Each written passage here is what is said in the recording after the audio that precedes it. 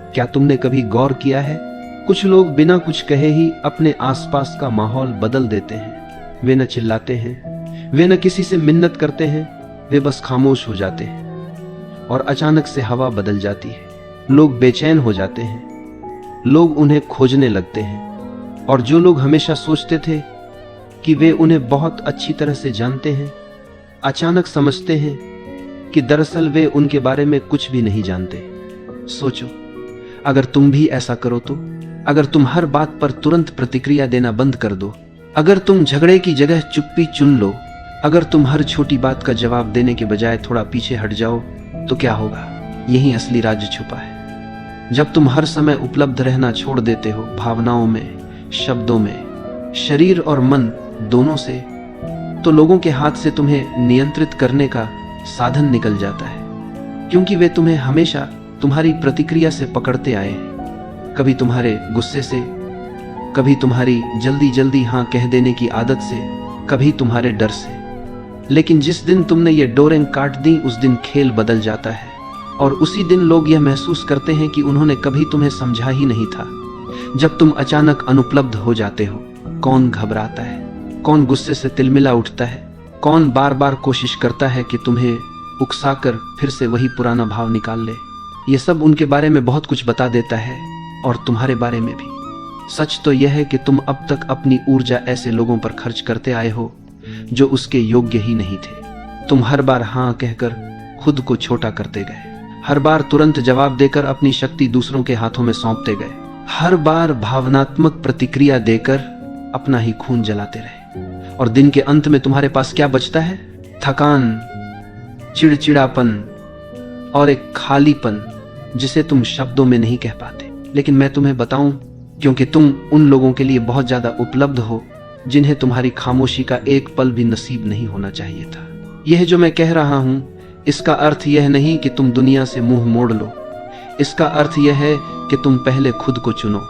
महान संतों ने कहा है, सच्चा अनुशासन है स्वयं को पहचानना। जब तुम यह समझ जाते हो कि चुप्पी 1000 बहसों से ज्यादा ताकतवर है, तो तुम्हारे भीतर एक नई शक्ति जन्म लेती है। जब तुम पीछे हटते हो, भागने के लिए नहीं बल्कि होश में आने के लिए, तो वह पीछे हटना एक तपस्या बन जाता है। तो अब मैं तुमसे पूछता हूं, कब तक तुम दूसरों की भावनाओं से बंधे रहोगे? कब तक हर बार कठपुतली की तरह नाचते रहोगे जब कोई तुम्हारे घाव पर हाथ रख दे?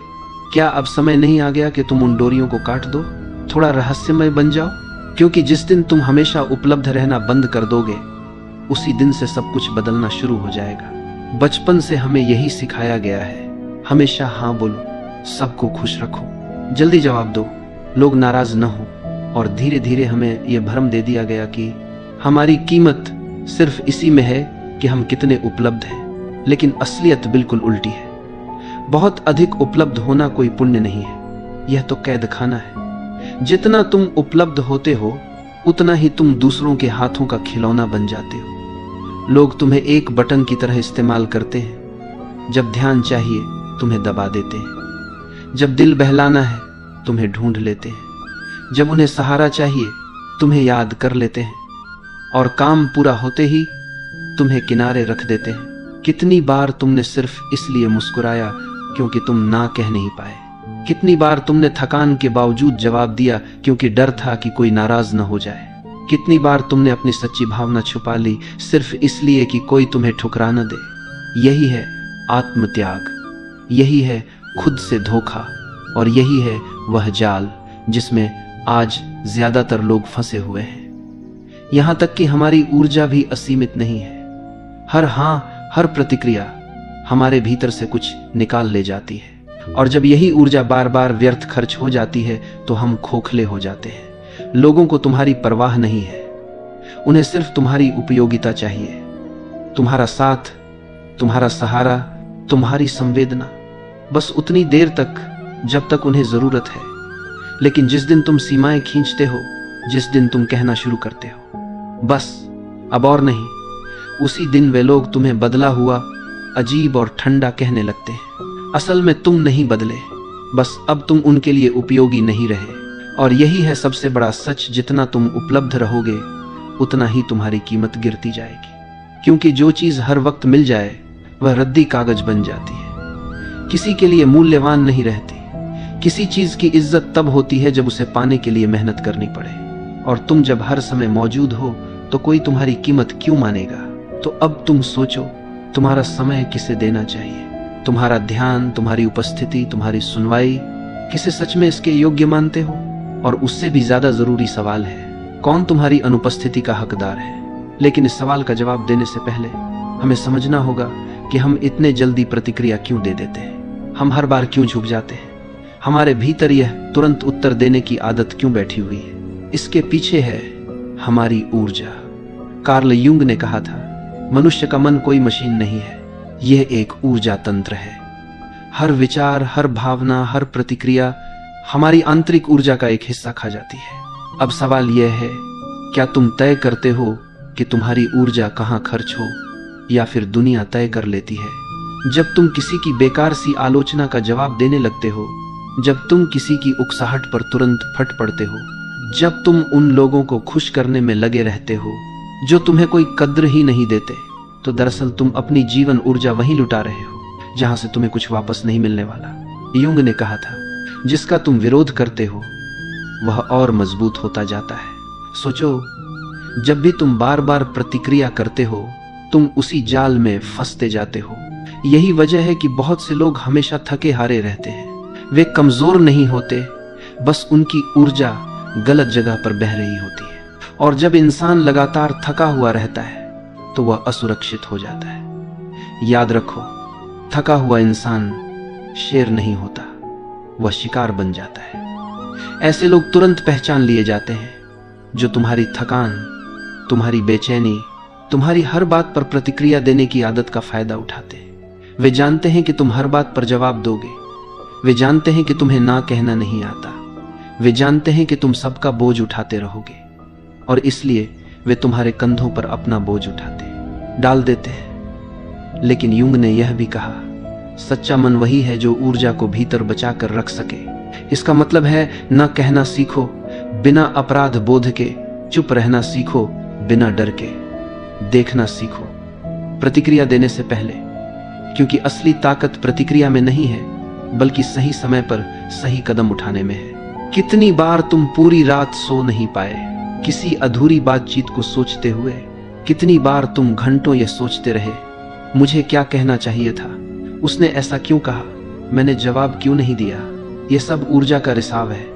तुम बीते हुए साये को जिंदा रखते हो और वही तुम्हें खींचते रहते हैं। ऊर्जा एक ढाल है, जब तुम इसे बचाते हो तो तुम्हारी उपस्थिति अपने आप सम्मान खींचती है। तुम कमरे में प्रवेश करो और बिना कुछ कहे भी लोग तुम्हारी ओर खींच जाएं। यह तभी होता है जब तुम्हारी ऊर्जा भीतर सुरक्षित हो। लेकिन अगर ऊर्जा बिखरी हुई है तो तुम नजरअंदाज कर दी जाते हो। तुम्हारी आवाज भी असर नहीं करती। तुम कमजोर और टूटे हुए लगते हो। तो जरा देखना शुरू करो, कौन सी बातें तुम्हें तुरंत उकसा देती हैं, कौन से शब्द तुम्हें अपना धैर्य खोने पर मजबूर करते हैं, कौन से हालात तुम्हें बार बार खींचकर पुराने पैटर्न में डाल देते हैं। यही तुम्हारे सबसे बड़े छेद हैं। यहीं से तुम्हारी ऊर्जा बाहर निकलती है। और अगर तुम इन बिंदुओं को पहचान लोगे तो धीरे धीरे अपनी शक्ति वापस पा लोगे। लेकिन ध्यान रहे, इसका मतलब यह नहीं कि तुम पत्थर बन जाओ। इसका मतलब है कि तुम सजग बनो, ना ठंडे ना बेमायने, बल्कि सचेत और अपने स्वामी। यूंग ने यह भी बताया था कि जब इंसान अपनी ऊर्जा को सुरक्षित करना सीख जाता है तो दूसरों की परछाइयां उस पर काम नहीं करती। यानी कि जो लोग तुम्हें अपनी छवि में ढालना चाहते हैं, तुम्हें अपनी भावनाओं का आईना बनाना चाहते हैं, उनकी शक्ति टूट जाती है। और यह वही जगह है जहां खेल और गहरा हो जाता है। जो लोग हमेशा तुम्हारी दयालुता का फायदा उठाते हैं, जो लोग हमेशा तुम्हारे सहारे खड़े रहना चाहते हैं, जो लोग तुम्हारे शांत होने से डर जाते हैं, असल में वे तुम्हारी ऊर्जा से पलते हैं। जैसे कोई बेल किसी मजबूत पेड़ से लिपट कर जिंदा रहती है, और जिस दिन पेड़ झुकना बंद कर देता है उस दिन बेल सूखने लगती है। इसलिए अगली बार जब तुम किसी को ना कहो, जब तुम प्रतिक्रिया न दो, जब तुम चुप रह जाओ, तो समझ लो खेल बदल रहा है। तुम्हारी अनुपलब्धता उनके लिए संकट है, और यह संकट उन्हें अपने भीतर झांकने पर मजबूर करता है। तुम्हारी चुप रहना कोई कमजोरी नहीं है, यह तुम्हारी आत्मा की शक्ति है। लेकिन यहां से यात्रा और भी पेचीदा हो जाती है, क्योंकि जो लोग अब तक तुम्हें इस्तेमाल करते आए हैं वे अचानक बेचैन हो जाएंगे। वे तुम्हें उकसाएंगे, आलोचना करेंगे, तुम्हें अजीब कहेंगे। असल में समस्या तुम में नहीं है। समस्या यह है कि अब तुम उनके खेल का हिस्सा नहीं हो। और यही है अगला कदम। जब तुम सचेत चुप्पी में जाते हो, जब तुम प्रतिक्रिया देना बंद कर देते हो, तो दुनिया की सबसे गहरी चालें तुम्हारे सामने खुलने लगती हैं। मौन का खेल। आधुनिक दुनिया शोर से भरी हुई है। हर कोई बोलना चाहता है, हर कोई तुरंत जवाब देना चाहता है, हर कोई अपनी बात साबित करना चाहता है, इवन अगर उस चक्कर में उसे अपनी शांति ही क्यों न खोनी पड़े। लेकिन शक्ति, सच्ची शक्ति, वह शब्दों के शोर में नहीं बल्कि मौन की गहराई में छिपी है। ध्यान से सुनो, यह मौन किसी कायरता का मौन नहीं है, यह जागरूक मौन है। वह मौन जो उपस्थिति को और भी गहरा बना देता है, वह मौन जो शब्दों से ज्यादा कुछ कह देता है। जब तुम प्रतिक्रिया देना बंद करते हो तो तुम देखना शुरू करते हो, और जब तुम देखना शुरू करते हो तो तुम्हें वे पैटर्न नजर आने लगते हैं जो पहले तुम्हारी आंखों से छिपे रहते थे। कितनी ही बार तुम देखते हो, वही लोग, वही स्थितियां, वही खेल बार बार दोहराए जाते हैं। मौन में बैठकर यह सब साफ हो जाता है, और जब साफ दिखने लगता है तो तुम्हारे भीतर जागरूकता पैदा होती है। यह जागरूकता खतरनाक है उन लोगों के लिए जो तुम्हें नियंत्रित करना चाहते हैं, क्योंकि जिस दिन तुम देखना सीख जाते हो उस दिन उनका खेल बेकार हो जाता है। तुमने ध्यान दिया होगा, कुछ लोग बेकरार हो जाते हैं जब तुम जवाब नहीं देते, जब तुम सफाई नहीं देते, जब तुम अचानक खामोश हो जाते हो। यह उनकी याद नहीं होती, यह उनका डर होता है, क्योंकि तुम्हारा मौन उनकी कहानी को छीन लेता है। जब तक तुम बोलते रहते हो तुम खेल में फंसे रहते हो, लेकिन जिस दिन तुम चुप हो जाते हो तुम नियम बदल देते हो। और यह असंतुलन उन लोगों को पागल कर देता है जो तुम्हारी हर प्रतिक्रिया पर जीते आए थे। समझ लो, सच्चा मौन आवाज की कमी नहीं है, सच्चा मौन है अपनी ऊर्जा पर अधिकार। यह है वह चुनाव कि किस युद्ध में उतरना है और किस युद्ध को छोड़ देना है। व्यक्ति बनने के लिए दूरी चाहिए, क्योंकि सिर्फ मौन में ही तुम अपनी आवाज सुन सकते हो, दुनिया के शोर से मुक्त होकर। लेकिन इस मौन की भी एक कीमत है। कुछ लोग तुमसे दूर हो जाएंगे, कुछ कहेंगे तुम ठंडे हो, अजीब हो, कुछ कहेंगे तुम घमंडी हो, पर सच यह है कि वे लोग कभी तुम्हें समझना चाहते ही नहीं थे। वे तुम्हें सिर्फ अपनी जरूरतों की नजर से देखते थे। और जब तुम मौन चुनते हो, जब तुम उपलब्ध नहीं रहते, तो वे तुम्हें खोने लगते हैं। लेकिन सुनो, तुम दूसरों को नहीं खो रहे, तुम खुद को पा रहे हो धीरे धीरे। यह मौन तुम्हें भीतर से गढ़ता है, तुम्हारी थकी हुई ऊर्जा लौट आती है, तुम्हारा असली चेहरा उभरने लगता है, तुम्हारा केंद्र तुम्हारे भीतर मजबूत होने लगता है। और फिर तुम देखते हो, जिन रिश्तों में सिर्फ नाटक था वे गिरने लगते हैं, जिन जगहों में सिर्फ शोर था वहां से दूरी बनने लगती है। हाँ, यह दर्द भी देता है। तुम्हें लगेगा तुम अकेले हो गए हो, तुम्हें लगेगा तुम गलत हो, तुम्हें लगेगा सब बदल गया। लेकिन ध्यान रहे, यह दर्द जन्म का दर्द है। यह अकेलापन कमजोरी नहीं है, यह अकेलापन शक्ति है। जब तुम सबके लिए उपलब्ध रहना बंद करते हो तब तुम अपने लिए उपलब्ध होने लगते हो। यही है असली पुनर्जन्म, यही है असली स्वतंत्रता। अब कोई भी तुम्हारी डोर खींचकर तुम्हें कठपुतली नहीं बना सकता।